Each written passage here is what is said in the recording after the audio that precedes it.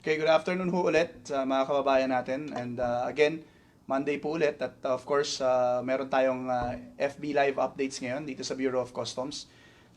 We will tackle today yung ilang shipments na hubay na i-release natin na mga shipments ng PPEs and other medical equipments and emergency medical supplies. So as of April 5, 2020, meron na ho tayong 5,357 shipments ng personal protective equipments at mga emergency medical supplies and equipments. So, yan ho ay naproseso natin sa lahat ng puerto ng Bureau of Customs. So, last April 5 ho, 62 yung total shipment na na-produce natin, bringing it to the total of 5,357 shipments as of April 5, 2020.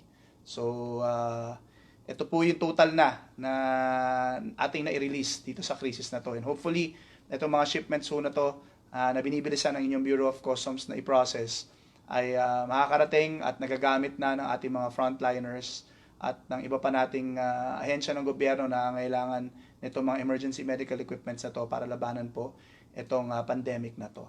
Okay, so last week ho, may tulad na nasabi namin sa inyo, at naipaliwanag ng very briefly, meron hong nilabas na joint administrative order ang mga ahensya na inatasan ng interagency task force para resolbahin ang problema ng impending na port congestion. Although last week ho, medyo mababa yung yard utilization, meaning yung total yard utilization ho ng MICP kung saan may pinangangambahan magkaroon ng port congestion. Pero sa amin hong pag-aanalisa, may mga aspeto ho dyan na kinakailangan pa rin i-address, most especially sa reefer containers. At ito pong JAW na to, during this time of pandemic, ay itinitingnan ho namin that will solve permanently yung issue natin dito sa congestion dito sa port. So, joining us today, ma'ams and sirs, is the Deputy Commissioner for Assessment and Operations Coordinating Group of the Bureau of Customs, si Deputy Commissioner Dibuco. Si Deputy EJ, sir, ma'ams and sirs, is the one in charge of looking into all these issues. In fact, siya ho'y uma-attend sa aming IATF meetings. Siya din ho yung madalas ka-coordinate ng ibang agency namin because nasasakupan ho niya yung jurisdiction na yun. And he's the better person today to explain to you ano po talaga yung napag-usapan nung binubuo tong JAW na to, ano ho yung intensyon at ano ho yung mga obligasyon ng mga kasama natin. Hindi lang ho ng Bureau of Customs, tulad ho namin, nasabi namin dati, mahalaga hong malaman ng ibang mga kasama natin na may role sa pag-release ng containers. Ano ba yung ina-expect sa kanila sa JAW na to? So, hindi na ho natin patatagalin. Dep, good afternoon. Thank you have you, the floor po. Ascom. Thank you, Ascom Jet. No? So, magandang hapon po sa lahat na mga kababayan natin. So, I will discuss with you today yung Joint Administrative Order number 20-01. So, ang title po ng Joint Administrative Order na ito or tatawagin nating JAW ay Adoption of Processes for the expedited release of refrigerated containers and dry vans during the period of enhanced community quarantine. So itong JAW po na to ay pinirmahan ng tatlong secretaries po ng tatlong departments. Department of Agriculture na pinirmahan ni Secretary William Dar, Department of Finance na pinirmahan ng ating mahal na Secretary Carlos Dominguez, at ang secretary po ng Department of Trade of Industry, si Secretary Ramon Lopez. And in collaboration po with the Bureau of Customs and the Philippine Ports Authority. So, ang scope po ng JAW na ito ay it covers reefer containers, no? Comprising of chilled containers and the frozen category. And to the dry containers. So, ibig sabihin po, lahat ng containers ay covered ng JAW na ito. So, ano-ano po ba ang mga nakasaad dito sa Joint Administrative Order na ito? So, unang-una po, ayon po kasi ito sa atas or utos din ng ng Interagency Task Force in the Management of Infectious Diseases or yung IATF po natin, na inatasan itong tatlong departments, no, to come up with the system on how to streamline the processes para mapabilis ang para ma-avoid yung pagdami ng mga karga sa mga puerto. So, sa Rule 2 po nito, nakalagay yung tinatawag na reduced processing times. So, ito ang ibig nakasaad po dito, ay inaatasan dito ang lahat ng mga regulatory agencies, no? Particularly, yung mga regulatory agencies na nagre-regulate ng food medicines, no? Kagaya ng Bureau of Animal Industry, na nagre-regulate ng mga ng mga products or produkto na galing sa hayop, Bureau of Fisheries and Aquatic Resources, mga produkto na galing sa dagat, Bureau of Plant Industry o mga produkto na galing sa mga tanim, ang National Meat Inspection Service at saka ang Food and Drug Administration. So dito po ay binibigyan ng 3 araw itong mga regulatory agencies na ito na magbigay or mag-issue ng kanilang mga permits and clearances sa mga karga na nandyan na sa pier ngayon. So, ang Rule 3 po nitong JAW, nakasaad po dito ang abandonment, no? I-abandon po ng gobyerno through the Bureau of Customs kapag hindi po na-withdraw ang mga reefer vans, no, na nandyan sa pier at yung mga parating pa lamang. So, ito po ang mga nakasaad. So, sa lahat po ng refrigerated containers na nandyan sa pier, dapat po ay i-pull out ito sa pier, no, sa loob ng 7 araw if they are frozen containers at 5 araw if they are chilled containers. Kasi yung chilled containers po kasi mas delicate po ito kaysa frozen. So kaya 5 days lang po sa chilled containers. So 7 araw para sa frozen and 5 containers po 5 days para sa chilled containers after the issuance of the JAW. So, yung mga kargas po naman na mga reefer containers or refrigerated containers na dumating more than 30 days na sila sa may pier, dapat po ay ma-withdraw sila within 5 days, no, from issuance of the JAW. At yung mga terminal operators, mga gaya dito sa MICP namin, yung ICTSI, at sa POM, yung ATI, they are required to pull out the reefers out of the customs yard for relocation to another facility. So, ito po ay at the expense of the terminal operators, no? Without prejudice sa kanilang pagsingil sa kung sino man ang may-ari ng mga containers na ito. For arriving cargos naman po, dapat ang mga reefer containers na darating, dapat po ay ma-withdraw sila within 10 days from discharge. Otherwise po, they shall be declared abandoned. Ganon din po kanina sa taas, sa nauna kong sinabi, na sa mga containers na nandyan na dapat i-pull out, no, sa pier within the periods na nabanggit ko. Pag hindi po na pull out within those periods, ay i-abandon din po sila ng Bureau of Customs. Dito naman po tayo sa clearance. So, processing. So, dati po kasi normally, ang lodgement ay ginagawa sa loob ng 15 days, no? Na binaba ng customs into 7 days tapos binalik na naman sa 15 days. So under the JAW, lodgement, the online lodgement of goods declaration by importers or consignees shall be done within 2 days from the date of last discharge of package. From the date of discharge of last package. So 2 days po or 48 hours from discharge of last package sa barko, dapat po mag-lodge na The BOC shall issue the final assessment on the goods hereby declared not later than 24 hours from the date of online filing. So, 2 days sa lodgement, tapos 24 hours for BOC to issue the final assessment on the goods. And 3 days for the importer consignee to claim the goods within 3 days after payment na ginawa niya. That is for the dry goods, no? Dry containers. Pag reefer containers po o refrigerated containers, ang period to claim po ay 24 hours po lamang.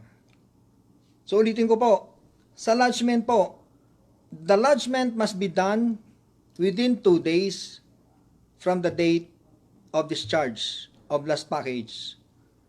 Tapos customs will issue final assessment within 24 hours from the date of online filing. Now, the importer is given 24 hours from date of issuance of the final assessment to pay. Magbabayad po siya.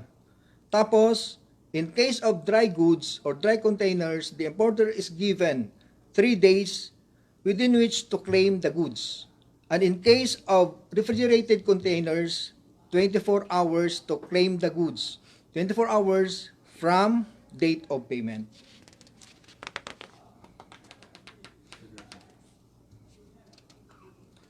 So, a refrigerated container where no goods declaration has been lodged and filed within 7 days shall be declared as abandoned. So, Rule 5, dito para kasaad sa Rule 5, yung online applications and online processing.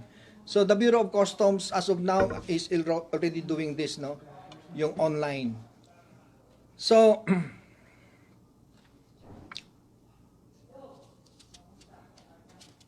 online po yung processing natin, yung pag-file at pag-lodge ng entries at pag-file ng entries, online din. And then, the BOC will process your shipments. Payment is online also. So, the BOC is also directed, no, under the JAW 2001 to accept for provisional goods declaration if permit or clearance has not yet been issued by the regulatory agency.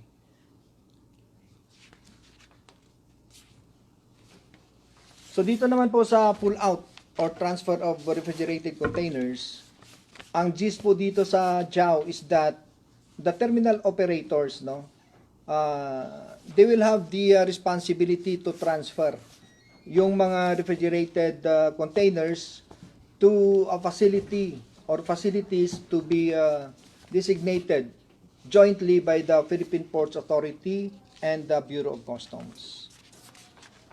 And lastly, the Bureau of Customs, no, in coordination with DTI, the Department of Agriculture, and the PPA, shall publish, no, the non-withdrawal of the list of containers that have not yet been withdrawn. Shipping lines are required to operate from 8 o'clock to 5 p.m. and implement a system allowing for the electronic processing of shipping documents. And shipping lines are required to issue yung DO or delivery order within 24 hours from time of payment. At kung hindi sila maka-issue ng DO within such period of 24 hours from time of payment, they are deemed to have waived, no? I-waive nila yung demurrage charges. And for this purpose, the terminal operators in the ports are required to operate 24/7 or 24 hours for 7 days in a week. So, yan po ang nakalagay dito sa Joint Administrative Order number 20-01. Thank you, Dep. Yun po. So, very clear naman ho yung explanation ni Deputy Commissioner Dibuco. In fact, kaya namin nilagay dito sa FB Live yan because may recordation process ho dito. Pwede nyo balikan tong episode na to. At tapos pwede kami mag-entertain ng mga questions and we'll answer them during the next FB Live updates.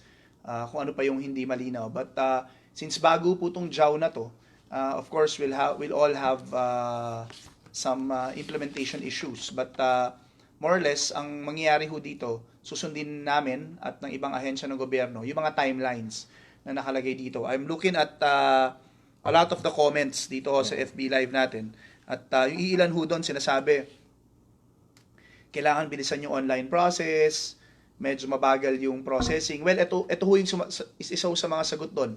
24 hours po from the time na nilodge nyo sa amin. Ipaprocess na po namin yung mga entries nyo. 24 hours po, within 24 hours after your lodgement with the E2M system ng Bureau of Customs, maka-final assess ho yan under the JAW. So, kaya nga ho namin kayo iniimpormahan kasi ho, itong particular na proseso na to, of course, pag binilisan ho natin sa side ng Bureau of Customs, we'd expect para matapos ho itong issue na to, na yung after ho namin, yung handling, yung pagkuha ho ng tabs, pati po yung availability ng truck, tapos availability ho ng mga warehouses na pagdadalan, we expect na inline ho tayong lahat para po maiwasan natin yung issue na yan.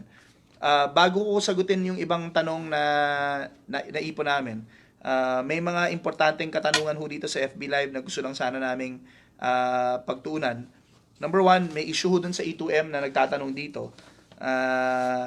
Well, si Sir John Vincent Aprieto, tsaka meron pa po kaming nakitang kanina, nagtatanong ho kung yung E2M system natin is down, affecting yung reflection ng duties and taxes paid. Sir, nung weekend ho, nagkaroon ho ng problema yung aming E2M system. Hanggang kanina umaga po, in fact, na-restore ho siya nung Sunday, pero kanina umaga ho, nagkaroon ulit ng problema. Pero let me just inform everyone that it's working, although we're on a backup server system, but it's working now. And yung kapartner ho namin, si Oracle, is doing its best to actually find the temporary solution into the E2M issues right now. Huwag ka po kayo mag-alala, niya-resolve na ho namin yan at alam naman ho namin kung ano yung difficulty na pinagdadaanan nyo ngayon because of our E2M system.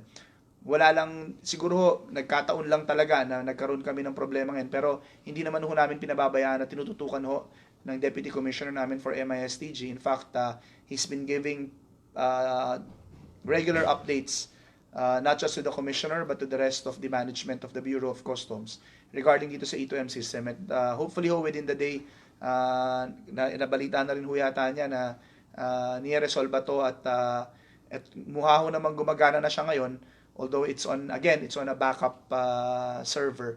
But we're resolving it, hopefully within the day. Mapunta na ho dun sa normal server namin para ho hindi na maapektuhan pa yung transaction nyo. But again, even we're on a backup server now, E2M is working and it's regularly processing your shipments. Ipaliwanag ko lang ho kung bakit kami nagre-resort dun sa, kasi ang dami hong katanungan din tungkol dun sa bakit online yung preferred ngayon na sistema ng pagpoproseso. Sana ho naintindihan nyo na itong sitwasyon natin kung saan tayo pare-pareho, ang solusyon ho dito, hindi muna tayo magkita-kita. As much as alam namin na itong online system is bago sa lahat, and maybe everybody is used to the manual system wherein pupunta ho kayo sa puerto namin, haharapin kayo ho ng aming mga examiners at magpapaliwanagan ho kayo doon. Alam nyo naman ho pare-pareho, ma'am, tsaka sirs, hindi ho po pwede yan ngayon sa panahon na to. Perfect example is yung nangyari ho sa MICP. For a time ho, habang kahit skeletal kami doon, we tried to do the normal processing. Pero ano hong nangyari? Nagkaroon mo kami ng isang empleyado doon na infect at yung risk ko ng infection niya na pwedeng ma-transfer niya sa isang kapwa niya empleyado at sa publiko na nakikipag-transact sa kanya is very high kung ganun ho mangyayari sa atin. So that's why we're encouraging everyone na tiyagain lang ho natin tong online system at patuloy naman ho namin ini-improve to. In fact, since April 1 ho, we've been continuously working overtime to process all pending shipments para ho ma-zero na yung backlog namin. meron pa rin ho dito patuloy na nagpa-follow up ng shipments nila. Konting pasensya lang ho, iniresolve na ho yan. In fact, yung team ni Deputy Commissioner Dibuco is on top of it already din. Minomonitor niya ho yung MICP situation na yan. Because of course we're trying to lay the situation for the full implementation of the JAW, and we want habang ito nga ho, epektibo na tong JAW na to, gusto na rin ho namin mag-comply dyan. So we're trying to resolve all pending shipments na may mga issues pa ho sa amin para ma-release na ho. Para ho ma-implement na ho natin pare-pareho tong JAW na to dun sa 24-hour timeline niya na ibinibigay sa amin. So yung mga bago nyo hong entries ngayon, time-bound na ho kami dyan under that JAW, and ginagawa na ho namin ng paraan yan na para yung proseso namin makapag-comply dun sa 24-hour period na pinoprovidean ho nung JAW natin.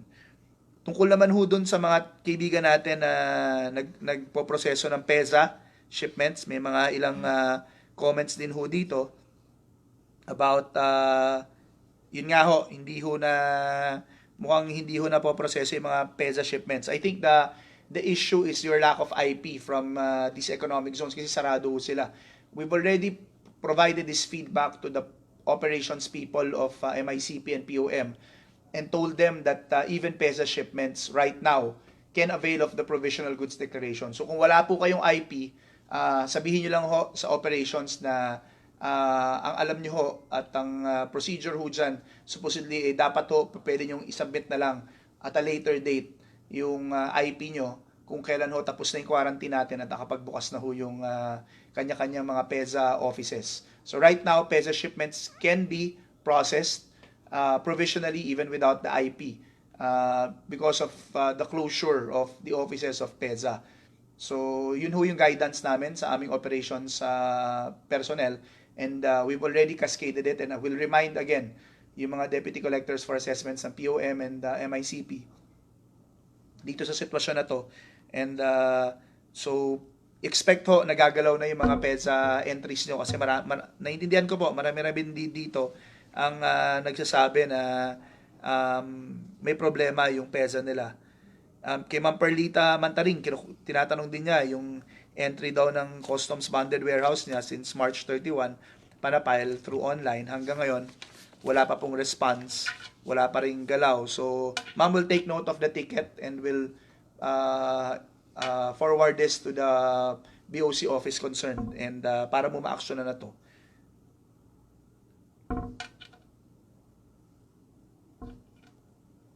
Yung mga online po na na issue, meron ho ditong Dep, may tanong dun sa sa accreditation nung natin, nung mga stakeholders natin. May updates ba tayo dun? Sa accreditation ng mga stakeholders, issuance ng accreditation ID, So earlier we have posted yung guidelines on how to avail of the accreditation IDs, that all stakeholders must go through the BOC portal. So, yan pa rin po ang proseso natin, that they have to apply online. Tapos po, pag meron na kayong ID, accreditation ID issued by the different ports, pwede na po kayong mag-apply dun sa Rapid Pass, Kung gusto niyo mapabilis kayo dun sa pila sa mga checkpoints, pwede na kayong apply sa Rapid Pass using the accreditation ID issued by the Bureau of Customs. Ma'am, yung mga concerns din ho dito tungkol dun sa paglipat ng mga containers nyo. We're addressing that right now. Napag-usapan na ho namin yan kanina sa Execom, and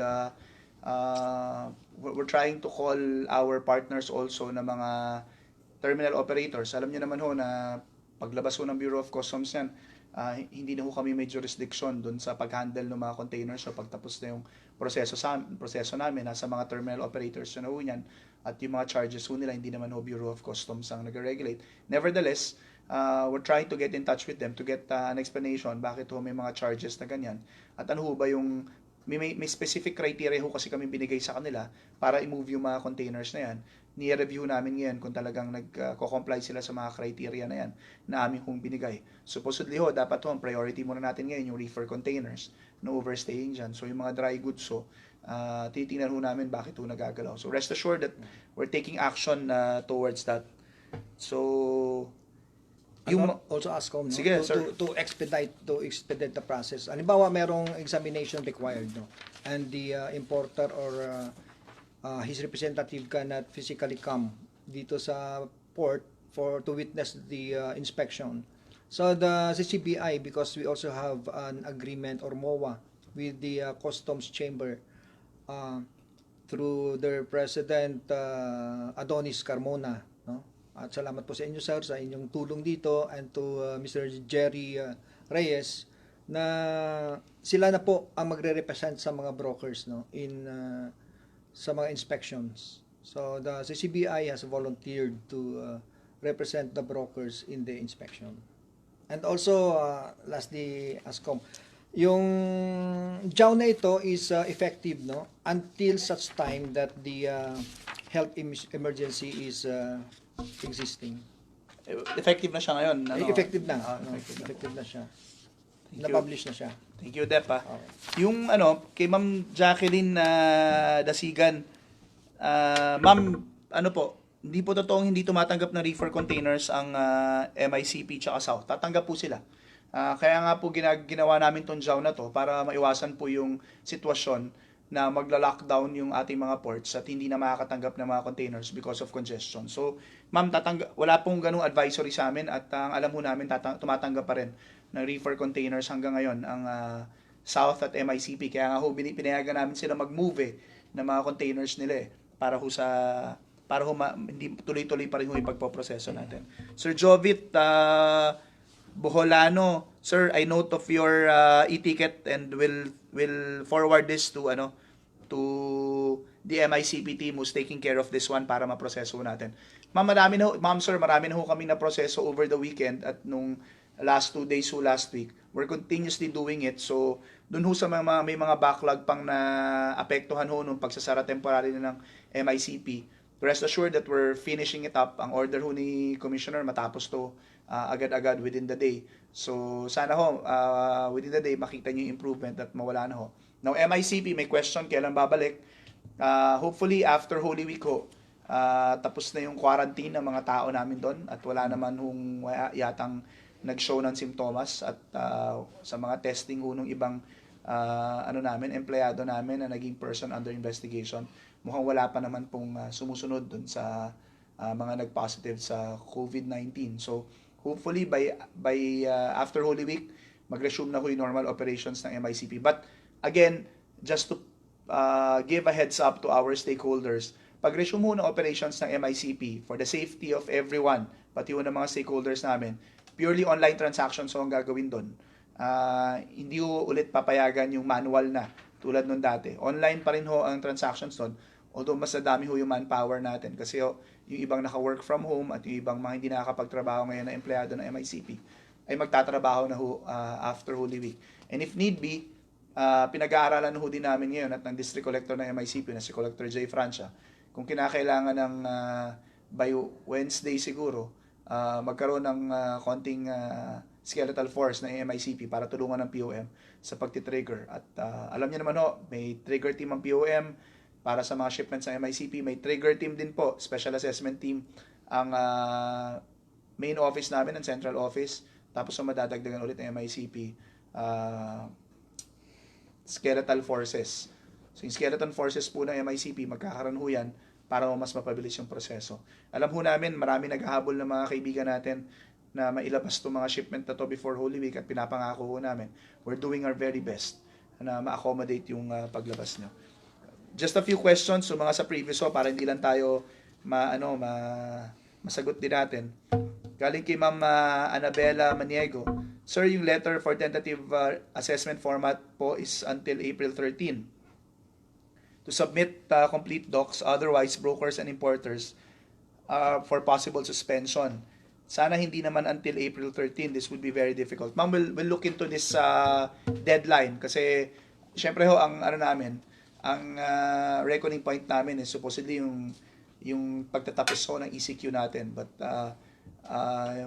may consideration pa naman po to. Hindi naman agad-agad ho ito ipatutupad. At ngayon ho, nire-review namin itong mga timelines na to at we'll inform you through your email kung meron ho kayo, or kaya sa susunod ho, i-inform namin kayo kung na-move tong mga timelines na to.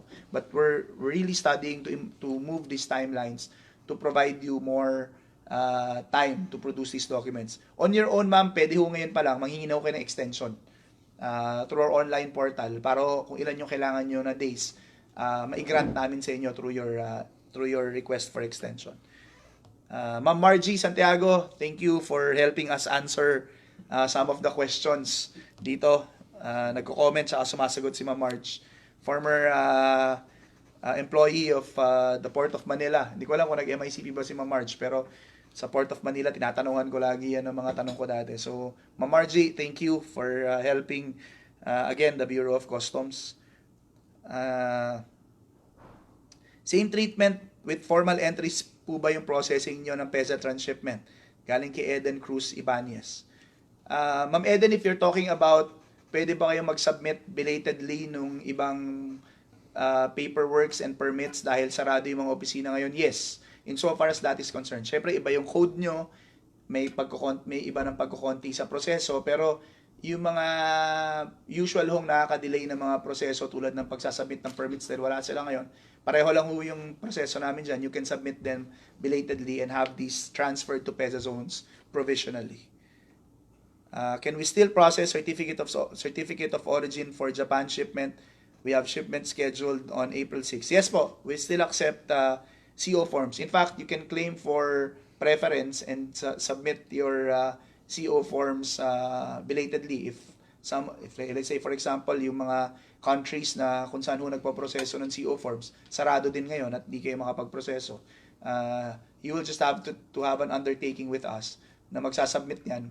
At kung hindi ho ma-submit yan after this lockdown, siguro sisingilan na lang namin kayo dun sa diferensya. Hi sir, ma'am. May we ask if we can pay duties and taxes online from PNB to Land Bank, PNB, PNB siguro. Transaction receipts will be sent by BOC portal. Is this possible for informal entry? Pwede naman siguro, no? Yeah, I think pwede naman, ma'am. Open naman yung BOC portal natin, ma'am Priscilla Carabello. I think this can be done. Wala ako siguro magiging issue dito. We have entry under transshipment to CEZA. Close po ang CEZA. Ito yung may IP permit, Sir Dong Rivera, Siklot. Pwede yun yung iproseso yan. Sa kanya na isubmit yung IP. Just make an undertaking dun sa operations sa office namin ng port kung saan concerned. Last, kailan po mag-open yung port ng MICP? Again, after Holy Week po, we're aiming to open the Manila International Container Port of the Bureau of Customs to normalize, again, the operations. Pero, again, fair warning to everybody, we're going to do it online. Kasi that's the risk that we have to take para hindi ho maapektuhan yung trabaho namin, makapag-perform kami ng tuloy-tuloy, at the same time, yung health and safety hindi lang ng tao namin, kundi yung tao ng pinagsisilbihan namin, mga stakeholders namin, hindi rin mahawaan. Okay? So, meron ho kaming pasok sa Monday, Thursday, and Good Friday. There's going to be skeleton forces to be that's going to to report.